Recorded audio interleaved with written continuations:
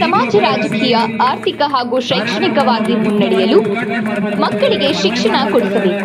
ಸರ್ಕಾರದ ಸೌಲಭ್ಯಗಳನ್ನು ಪಡೆಯಲು ಇಂತಹ ಜಯಂತಿಗಳ ಆಚರಣೆ ಮಾಡುವ ಮೂಲಕ ಒಗ್ಗಟ್ಟು ಪ್ರದರ್ಶನ ಮಾಡಿದಾಗ ಮಾತ್ರ ಸರ್ಕಾರದ ಸೌಲಭ್ಯಗಳನ್ನು ಪಡೆಯಲು ಸಾಧ್ಯ ಎಂದು ಶಾಸಕ ಟಿ. ರಘುಮೂರ್ತಿ ಕಿವಿಮಾತು ಹೇಳಿದರು.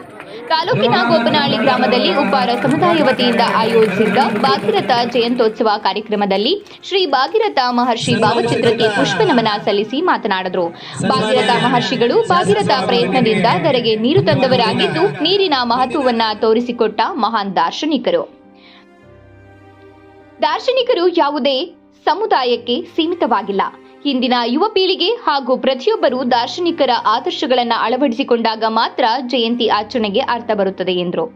ನಿವೃತ್ತ ಉಪನ್ಯಾಸಕ ಟಿ. ನಾಗರಾಜ್ ಉಪ್ಪಾರ ಸಮಾಜದವರು ಉಪ್ಪು ಹೇಗೆ ತಯಾರಿ ಮಾಡುತ್ತಿದ್ದರು ಎಂಬುದರ ಬಗ್ಗೆ ಹಾಗೂ ಭಾಗೀರಥ ಮಹರ್ಷಿಗಳ ಬಗ್ಗೆ ವಿಶೇಷ ಉಪನ್ಯಾಸ ನೀಡಿದರು.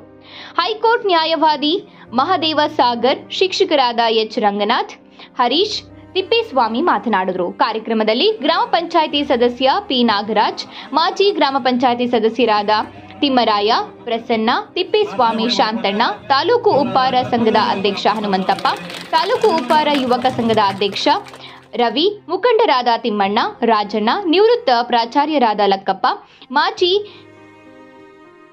ಎಪಿಎಂಸಿ ಅಧ್ಯಕ್ಷ ರೆಡ್ಡಿಹಳ್ಳಿ ಶಿವಣ್ಣ, ನಿವೃತ್ತ ಸೈನಿಕರಾದ ಲಿಂಗರಾಜ್, ಮಹೇಶ್, ಪಿಎಸ್ಐ ಸತೀಶ್ ನಾಯಕ್ ಸೇರಿದಂತೆ ಸಮಾಜ ಮುಖಂಡರು ಇದ್ದರು. ಇದೇ ಸಂದರ್ಭದಲ್ಲಿ ನಿವೃತ್ತ ಸೈನಿಕರಿಗೆ, ನೌಕರರಿಗೆ, ಅತಿ ಹೆಚ್ಚು ಅಂಕಗಳನ್ನು ಪಡೆದ ವಿದ್ಯಾರ್ಥಿಗಳಿಗೆ ಪ್ರತಿಭಾ ಪುರಸ್ಕಾರ ಮಾಡಿ ಸನ್ಮಾನಿಸಿ ಗೌರವಿಸಿದರು. ಕಾರ್ಯಕ್ರಮಕ್ಕೂ ಮುನ್ನ ಗಂಗಾ ಪೂಜೆ ಹಾಗೂ ಕುಂಭಮೇಳದೊಂದಿಗೆ ಗ್ರಾಮದ ಪ್ರಮುಖ ರಸ್ತೆಗಳಲ್ಲಿ ಮೆರವಣಿಗೆ ನಡೆಸಲಾಯಿತು.